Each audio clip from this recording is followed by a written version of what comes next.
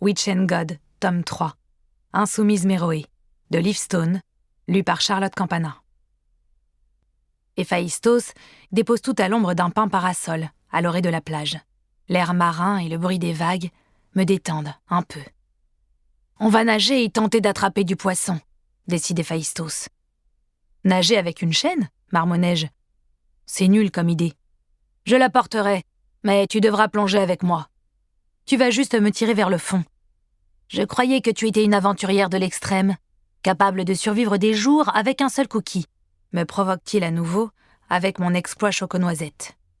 Il parvient à m'arracher un sourire et, dans la foulée, il retire son sarron.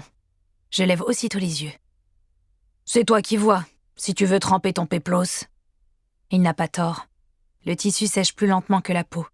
Je pousse un soupir bruyant, mais ma tension revient au galop.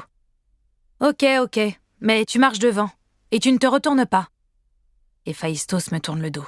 « Tu sais que j'ai déjà vu des femmes nues. Tu ne m'apprendrais rien. » Soit, mais lui, il m'apprend qu'il a un fessier musclé et rebondi qui vaut vraiment le coup d'œil. C'est qu'il donne grave envie de planter ses griffes dedans. Une vague de chaleur me remonte jusqu'au cerveau et redescend dans mon bas-ventre. On va nager nus, tous les deux, dans de l'eau transparente. Je n'ai jamais été complexée par mon corps. Il suffit que je me détende. Ça ira mieux une fois dans l'eau. Je retire mon péplos et frissonne dans la brise qui m'enveloppe. On peut y aller.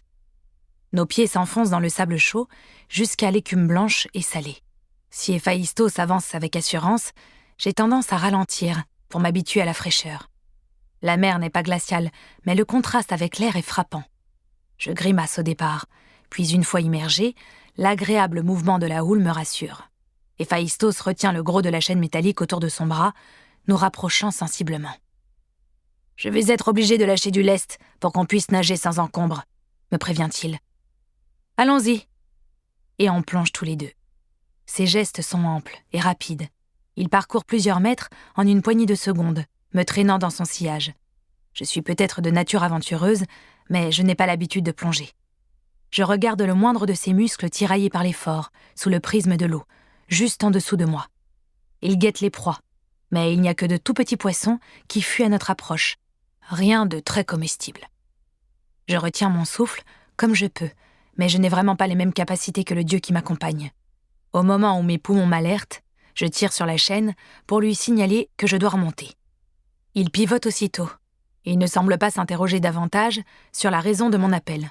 Je le vois changer de direction, foncer droit sur moi, attraper ma taille et nous faire remonter à toute vitesse. On gagne la surface et je peux reprendre mon souffle, avec difficulté, car son bras solide est calé dans le haut de mon dos, me plaquant contre son torse puissant et me compressant les poumons par la même occasion.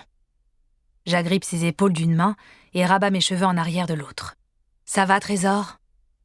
Je me retrouve vraiment à quelques centimètres de son regard d'ambre et de ses lèvres, dans l'eau tiède de la Méditerranée, la poitrine blottie contre sa peau brûlante. On s'est déjà plotté en dansant hier. Là, il n'y a plus personne autour de nous, et on est déjà nus. Comment penser à autre chose qu'à l'embrasser ?